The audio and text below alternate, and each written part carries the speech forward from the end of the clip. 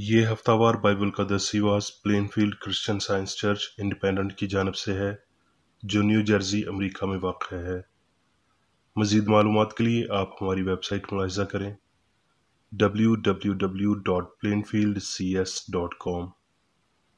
ये सबक 26 अप्रैल 2020 बरोज़ इतवार हफ्ता के इख्तिताम पर आपकी मुताले की गर्ज से तैयार किया गया है। मज़मून: मौत के बाद इम्तिहान।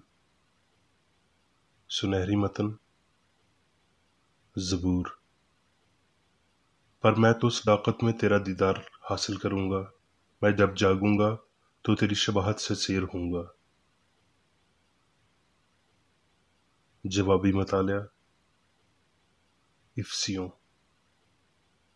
बस मैं जो खुदावंद में कैदी हूँ तुमसे इल्तमास करता हूँ कि जिस बुलावे से तुम बुलाए गए थे उसके लायक चाल चलो, यानी कमाल फरोतनी और हलीमी के साथ तहम्मुल करके मोहब्बत से एक दूसरे की बर्दाश्त करो, और इसी कोशिश में रहो कि रूह की यगानगी सुलह की बंध से बंधी रहे, जब तक हम सब के सब खुदा के बेटे के ईमान और उसकी पहचान में एक ना हो जाएं और कामिल इंसान ना बने, यानी मसीह के पूरे कद के अंदाज़े तक ना पहुँच जाएं कि तुम अपने अगले चाल चलन की उस पुरानी इंसानियत को उतार डालो जो फ़रेब की शहवतों के सबब से ख़राब होती जाती है, और अपनी अक्ल की रूहानी हालत में नए बनते जाओ और नई इंसानियत को पहनो जो खुदा के मुताबिक सच्चाई की रास्तबाजी और पाकीज़गी में पैदा की गई है।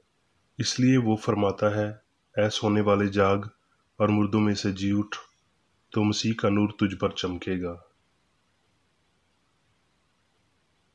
दरसीवाज़ बाइबल में से ज़बूर: खुदावंद मेरा चुपान है, मुझे कमी ना होगी, बल्कि खा मौत के साया की वादी में से मेरा गुजर हो, मैं किसी बला से नहीं डरूंगा, क्योंकि तू मेरे साथ है, तेरे असा और तेरी लाठी से मुझको तसल्ली है।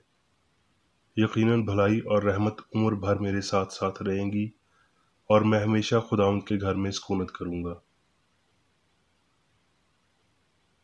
यूहन्ना: इन बातों के बाद यीशु गलील की झील यानी तिब्रियास की झील के पार गया। यूहन्ना: मरियम और उसकी बहन मार्था के गांव बैतनिय्याह का लाजर नामी एक आदमी बीमार था। बस उसकी बहनों ने उसे ये कहला भेजा कि ए खुदावंद देख, जिसे तू अजीज रखता है वो बीमार है। यीशु ने सुनकर कहा कि ये बीमारी मौत की नहीं, बल्कि खुदा के जलाल के लिए है, ताकि उसके वसीला खुदा के बेटे का जलाल जाहिर हो। फिर उसके बाद शागिर्दों से कहा, आओ फिर यहूदिया को चलें। हमारा दोस्त लाजर सो गया है, लेकिन मैं उसे जगाने जाता हूँ। बस शागिर्दों ने उससे कहा, ऐ खुदावंद, अगर सो गया है तो बच जाएगा। यीशु ने तो उसकी मौत की बाबत कहा था, मगर वो समझे कि आराम की नींद की बाबत कहा। तब यीशु ने उनसे साफ कह दिया कि लाजर मर गया। बस यीशु को आकर मालूम हुआ कि उसे कब्र में रखे 4 दिन हुए। मार्था ने यीशु से कहा, ऐ खुदावंद, अगर तू यहाँ होता तो मेरा भाई ना मरता, और अब भी मैं जानती हूँ जो कुछ तू खुदा से मांगेगा वो तुझे देगा। यीशु ने उससे कहा, तेरा भाई जी उठेगा।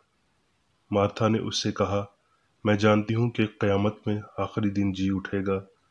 यीशु ने उससे कहा, क़यामत और ज़िंदगी तो मैं हूँ, जो मुझ पर ईमान लाता है गो वो मर भी जाए तो भी जिंदा रहेगा, और जो कोई जिंदा है और मुझ पर ईमान लाता है वो अब तक कभी ना मरेगा।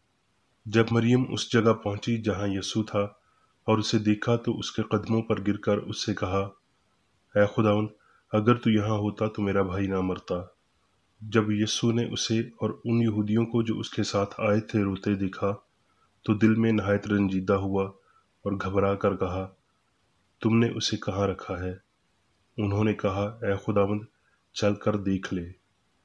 यीशु फिर अपने दिल में रंजीदा होकर कब्र पर आया। वो एक गार था और उस पर पत्थर धरा था। यीशु ने कहा, पत्थर को हटाओ। उस मरे हुए शख्स की बहन मार्था ने उससे कहा, ऐ खुदावंद, उसमें से तो अब बदबू आती है, क्योंकि उसे 4 दिन हो गए। یسوع نے اس سے کہا، کیا میں نے تجھ سے کہا نہ تھا کہ اگر تو ایمان لائے گی تو خدا کا جلال دیکھے گی؟ بس انہوں نے اس پتھر کو ہٹا دیا۔ پھر یسوع نے آنکھیں اٹھا کر کہا، اے باپ، میں تیرا شکر کرتا ہوں کہ تو نے میری سن لی، اور مجھے تو معلوم تھا کہ تو ہمیشہ میری سنتا ہے، مگر ان لوگوں کے باعث جو آس پاس کھڑے ہیں میں نے یہ کہا تھا، تاکہ وہ ایمان لائیں کہ تو ہی نے مجھے بھیجا ہے۔ اور یہ کہہ کر اس نے بلند آواز سے پکارا کہ اے لازر، نکل آ۔ جو مر گیا تھا وہ کفن سے ہاتھ پاؤں بندھے ہوئے نکل آیا، اور اس کا چہرہ رومال سے لپٹا ہوا تھا۔ یسوع نے ان سے کہا، اسے کھول کر جانے دو۔ یوحنا: میں تم سے سچ کہتا ہوں کہ جو میرا کلام سنتا ہے اور میرے بھیجنے والے کا یقین کرتا ہے، ہمیشہ کی زندگی اس کی ہے، اور اس پر سزا کا حکم نہیں ہوتا، بلکہ وہ موت سے نکل کر زندگی میں داخل ہو گیا ہے۔ کرنتھیوں: دیکھو میں تم سے بھید کی بات کہتا ہوں، ہم سب تو نہیں سوئیں گے مگر سب بدل جائیں گے، اور یہ ایک دم میں، ایک پل میں، پچھلا نرسنگا پھونکتے ہی ہوگا، کیونکہ نرسنگا پھونکا جائے گا اور مردے غیر فانی حالت میں اٹھیں گے اور ہم بدل جائیں گے، کیونکہ ضرور ہے کہ یہ جسم بقا کا جامہ پہنے اور یہ مرنے والا جسم حیات ابدی کا جامہ پہنے۔ اور جب یہ فانی جسم بقا کا جامہ پہن چکے گا اور یہ مرنے والا جسم حیات ابدی کا جامہ پہن چکے گا، تو وہ قول پورا ہوگا جو لکھا ہے کہ موت فتح کا لقمہ ہو گئی۔ رومیو: اب وہ گھڑی آ پہنچی کہ تم نیند سے جاگو، کیونکہ جس وقت ہم ایمان لائے تھے اس وقت کی نسبت اب ہماری نجات نزدیک ہے۔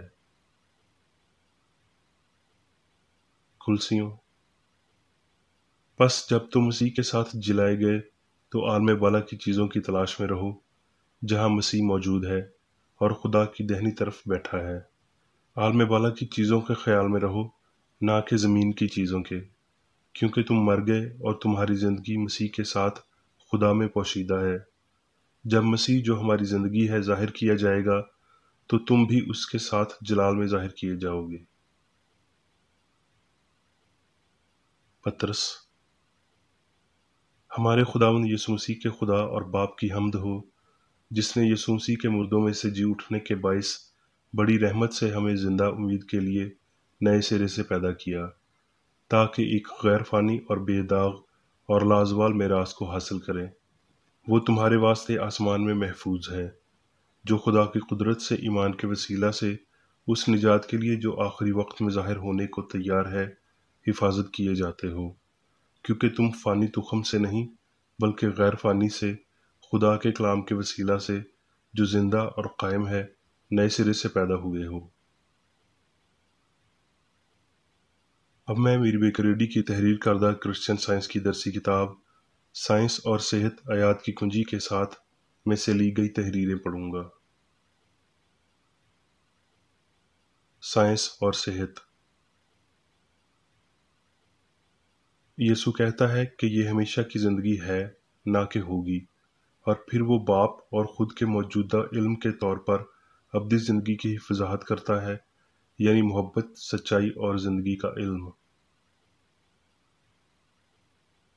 آسمان پر جانے کا واحد راستہ ہم آہنگی ہے، اور مسیح الہی سائنس میں ہمیں یہ راستہ دکھاتا ہے۔ اس کا مطلب خدا، اچھائی اور اس کے عکس کے علاوہ کسی اور حقیقت کو نہ جاننا، زندگی کے کسی اور ضمیر کو نہ جاننا ہے، اور نام نہاد درد اور خوشی کے احساسات سے برتر ہونا ہے۔ آسمان، ہم آہنگی، روح کی سلطنت، الہی اصول کی حکومت، روحانیت، راحت، روح کا ماحول۔ گناہگار بدی کرنے سے خود کے لیے دوزخ بناتا ہے، اور مقدس نیک کام کرنے سے اپنا فردوس بناتا ہے۔ آسمان یعنی ہستی کی ہم آہنگی پر پہنچنے کے لیے ہمیں الہی اصول کی ہستی کو سمجھنا ہوگا۔ خود کی منسوخی، جس کے وسیلہ ہم غلطی کے ساتھ اپنی جنگ میں اپنا سب کچھ سچائی یا مسیح کے حوالے کر دیتے ہیں، کرسچن سائنس کا دستور ہے۔ یہ دستور وضاحت کرتا ہے خدا کی بطور الہی اصول، یعنی زندگی باپ کی پیش کردہ، بطور سچائی بیٹے کی پیش کردہ، اور بطور محبت ماں کی پیش کردہ۔ ہر بشر کو کسی نہ کسی وقت، یہاں یا آخرت میں، خدا کے مخالف طاقت پر فانی عقیدے کے ساتھ نمٹنا اور اسے فتح کرنا چاہیے۔ اگر اصول، دستور اور انسانی ہستی کا اظہار بشر پر موت کی فتح سے قبل کم سے کم سمجھے جائیں تو وہ واحد تجربے کے باعث وجودیت کے معیار پر روحانی طور پر بلند نہیں ہوں گے، بلکہ اتنے ہی مادی رہیں گے جتنے تبدیلی سے پہلے تھے، یعنی ابھی بھی زندگی کے روحانی فہم کی بجائے مادی فہم کے وسیلہ اور خود غرض اور کمتر مقاصد کے ساتھ خوشی تلاش کرتے ہوئے۔ اگر تبدیلی، جسے موت کہا جاتا ہے، گناہ، بیماری اور موت کے یقین کو تباہ کر دیتی ہے، تو اس شکست کے موقع پر خوشی فتح مند ہوتی ہے اور ہمیشہ کے لیے مستقل ہو جاتی ہے، لیکن ایسا ہوتا نہیں۔ کاملیت صرف کاملیت سے ہی حاصل ہوتی ہے۔ وہ جو ناراست ہیں تب تک ناراست ہی رہیں گے جب تک الہی سائنس میں مسیح یعنی سچائی تمام تر گناہ اور جہالت کو تلف نہیں کرتا۔ گناہ اور غلطی جو ہمیں موت کے دہانے پر لا کھڑا کرتے ہیں، اس لمحے رکتے نہیں، بلکہ ان غلطیوں کی موت تک مستقل رہتے ہیں۔ ہم جانتے ہیں کہ جب آخری نرسنگا پھونکا جائے گا، سب ایک پل میں بدل جائے گا، مگر حکمت کا یہ آخری بلاوا تب تک نہیں آ سکتا جب تک بشر مسیحی کردار کی ترقی میں ہر ایک چھوٹے بلاوے کو پہلے سے ہی تسلیم نہ کرتے ہوں۔ انسان کو یہ گمان رکھنا چاہیے کہ موت کے تجربہ کا یقین انہیں جلالی ہستی میں بیدار کرے گا۔ عالمگیر نجات ترقی اور امتحان پر مرکوز ہے اور ان کے بغیر غیر ممکن الحصول ہے۔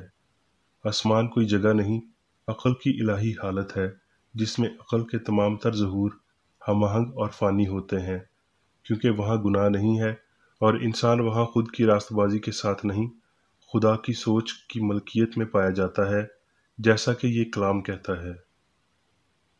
آخری عدالت انسانوں کا انتظار نہیں کرتی، کیونکہ حکمت کا روز محشر ہمہ وقت اور متواتر طور پر جاری و ساری ہے، حتیٰ کہ وہ عدالت بھی جس کے وسیلہ فانی انسان ساری مادی غلطی سے بے نقاب کیا جاتا ہے۔ قبر کے اس پار گناہ گاروں کا اپنی مکمل سزا پانا اتنا ہی مشکل ہے جتنا اس دنیا میں راست بازوں کا اپنی مکمل جزا پانا ہے۔ یہ فرض کرنا بے فائدہ ہے کہ بدکار آخری لمحے تک اپنے جرائم پر خوش ہو سکتے اور پھر اچانک انہیں معافی مل جائے اور آسمان میں بھیج دیا جائے، یا محبت کا ہاتھ ہماری نیکی کرنے کی کوششوں کے عوض محض مشقت، قربانی، صلیب اٹھانے، بے شمار مصائب اور تضحیق کے ساتھ ہمارے مقاصد پورے کرنے سے مطمئن ہو۔ یسوع نے لازر کے بارے میں کہا، ہمارا دوست لازر سو گیا ہے، میں اسے جگانے جاتا ہوں۔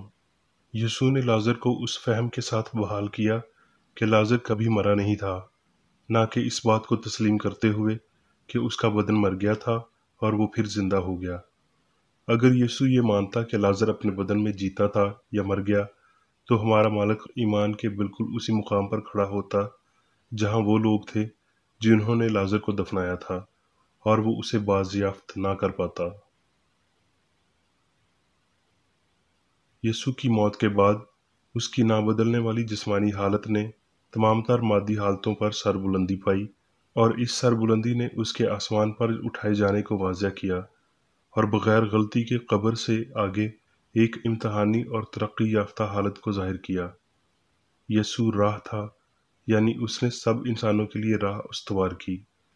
اس کے آخری اظہار میں، جسے آسمان پر اٹھایا جانا کہا جاتا ہے، جس نے یسوع کی زمینی زندگی کو ختم کیا، وہ اپنے شاگردوں کے جسمانی علم سے اونچا ہو گیا اور مادی حواس نے مزید اسے نہ دیکھا۔ جب ہستی کو سمجھ لیا جاتا ہے تو زندگی کو نہ مادی نہ محدود سمجھا جائے گا، بلکہ اسے بطور لامحدود، بطور خدا عالمگیر اچھائی سمجھا جائے گا، اور یہ عقیدہ نیست ہو جائے گا کہ زندگی یا عقل ہمیشہ متناہی شکل میں اور بدی میں اچھی رہی ہے۔ پھر یہ سمجھ لیا جائے گا کہ روح کبھی مادے میں داخل نہیں ہوئی اور اسی لیے مادے سے کبھی پروان نہیں چڑھی۔ جیسے ایک درخت واپس اپنے بیج میں نہیں آ سکتا، انسان بھی جب روحانی ہستی میں اور خدا سے متعلق فہم میں بڑھتا ہے تو وہ مادے میں مزید شراکت نہیں رکھ سکتا اور نہ اس میں لوٹ کر جا سکتا ہے۔ نہ ہی انسان جسمانی دکھائی دے گا، بلکہ وہ ایک انفرادی شعور ہوگا جس کی خاصیت الہی روح بطور خیال ہوگی، نہ کہ بطور مادہ ہوگی۔ دکھوں کے، گناہ کرنے کے، مرنے کے عقائد غیر حقیقی ہیں۔ جب الہی سائنس کو عالمگیر طور پر سمجھا جاتا ہے تو ان کا انسان پر کوئی اختیار نہیں ہوتا، کیونکہ انسان لافانی ہے اور الہی اختیار کے وسیلہ جیتا ہے۔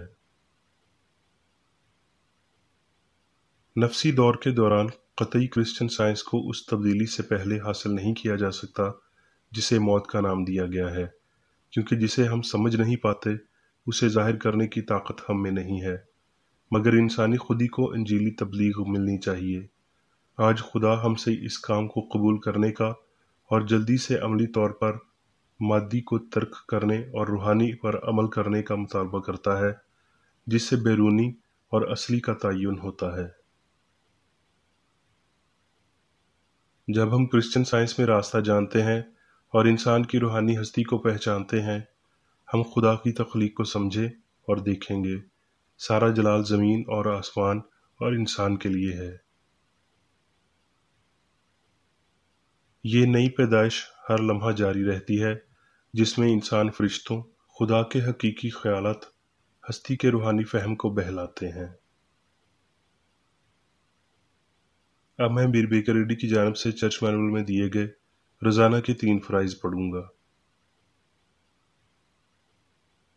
روزمرہ کی دعا۔ اس چرچ کے ہر رکن کا یہ فرض ہے کہ ہر روز یہ دعا کرے: تیری بادشاہی آئے، الہی حق، زندگی اور محبت کی سلطنت مجھ میں قائم ہو اور سب گناہ مجھ سے خارج ہو جائیں، اور تیرا کلام سب انسانوں کی محبت کو وافر کرے اور ان پر حکومت کرے۔ مقاصد اور اعمال کا ایک اصول۔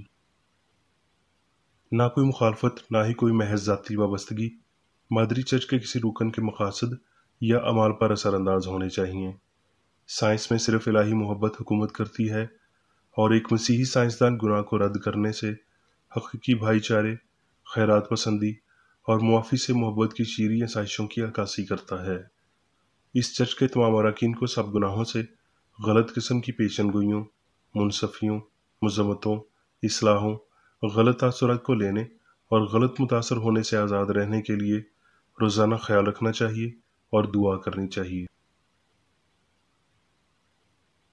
فرض کے لیے چوکسی۔